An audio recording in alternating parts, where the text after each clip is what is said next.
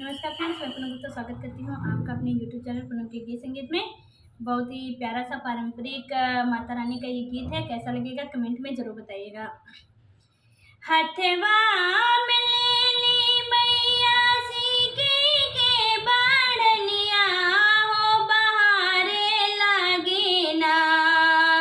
हथवा में लेली मैया सीके के बाढ़निया हो बहारे लगली ना।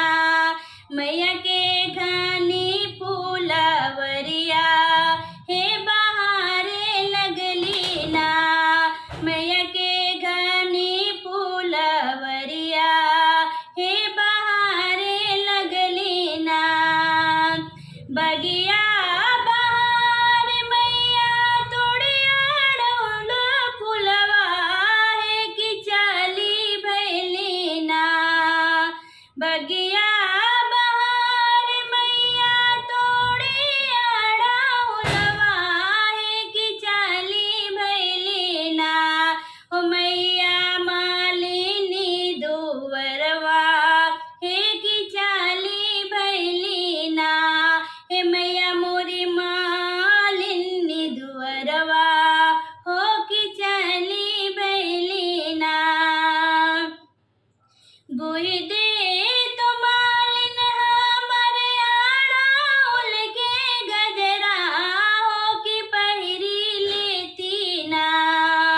गुहि दे तो मालिन हमारे आड़ाउल के गजरा हो कि पहिरी लेती ना। हो जाबै सेवा का नगरिया हे कि पहिरी लेती ना। हो जाबै सेवा का नगरिया हे कि पहिरी लेती ना। होई दा बिहान मैया फूटे दा किरनिया है कि भुरवै होते ना। होई दा बिहान मैया फूटे दा किरनिया है कि भुरवै होते ना।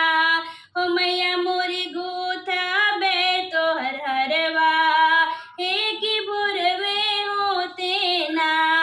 हो मैया मोरी गूथब तोहर हरवा हो कि भुरवे होते ना। बोलिया तो बोली मालिन बोला हो न जानू हे जग फिर नजरिया ना। बोलिया तो बोली मालिन बोला हो न जानू हे जग फिर नजरिया ना। होई बैसा तो जन्म कोढ़निया हो कि जग फिर नजरिया ना। होई बूसा तो जन्म कोढ़निया हो जग फिर नजरिया ना। इतने बजानी जब सोनाली मालिनिया है कि थाड़ी गिरे ना। इतनी बचान जब सोनाली मालिनिया है कि थाड़ी गिरे ना। ओ माई के धाइली चरनिया हो कि थाड़ी गिरे ना। ओ माई के धाइली चरनिया हो कि थाड़ी गिरे ना।